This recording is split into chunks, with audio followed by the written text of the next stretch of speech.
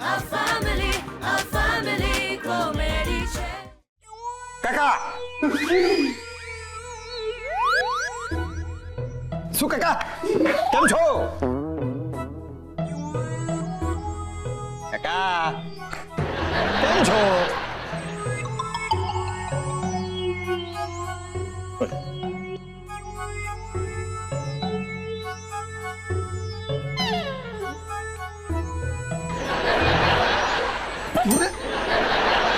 કાકા કેમ છો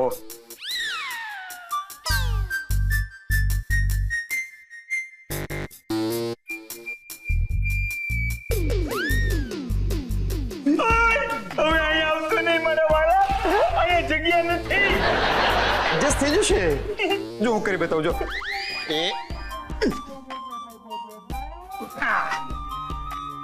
કેમ છો કાકા કાકો અહીંયા મયરો કેમ છો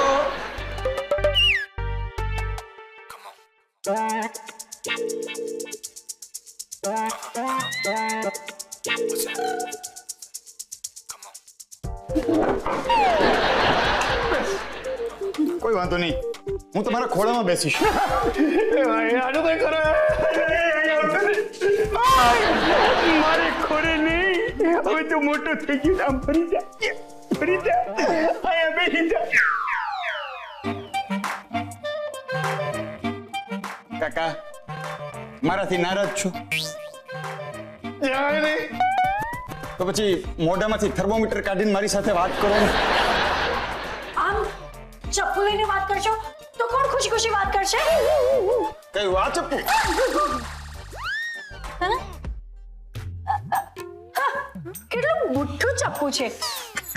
હા એ તો કહું છું હવે આનાથી શું ડરવાનું આ ચપ્પુથી તો વટાણા પણ નહીં છોલાશે.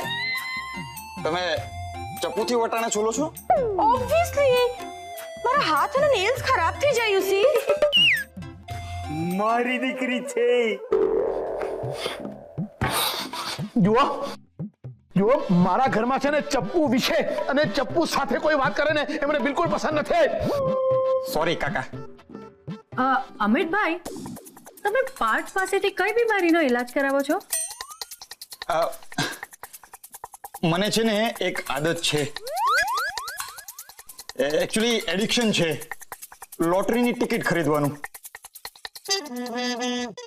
હું છે ને લોટરીની ટિકિટ ખરીદી લઉં પછી રિઝલ્ટ આવે એની રાહ જોયા કરું આજ સુધી એક પણ લોટરી લાગી નથી પણ મનમાં થયા કરે ક્યારેક તો લાગશે ક્યારેક તો લાગશે.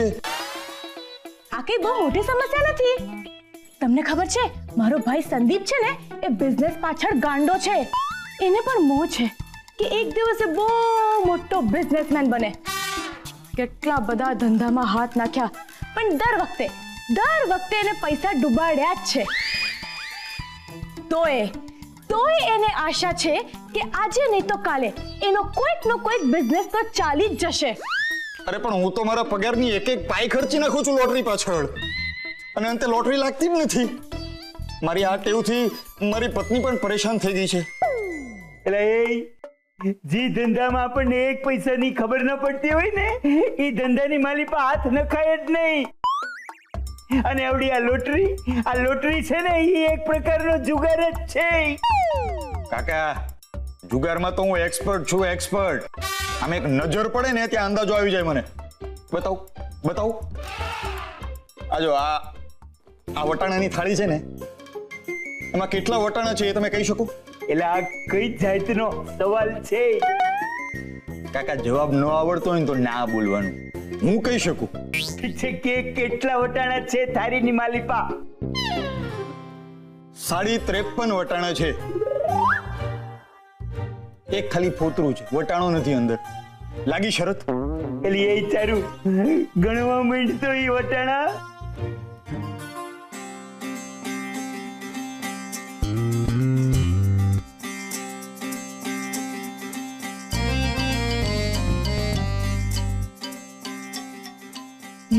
હા રે આ તો ખરેખર 53 વટાણા છે. તુક્કો લગાડ્યો છે તુક્કો જે લાગી ગયો. તમે નથી માનતી? ઓકે, હું બીજું એક્ઝામ્પલ આપું. જો દિશાના હાથમાં કેટલી રેખા છે એ હું કહી શકું.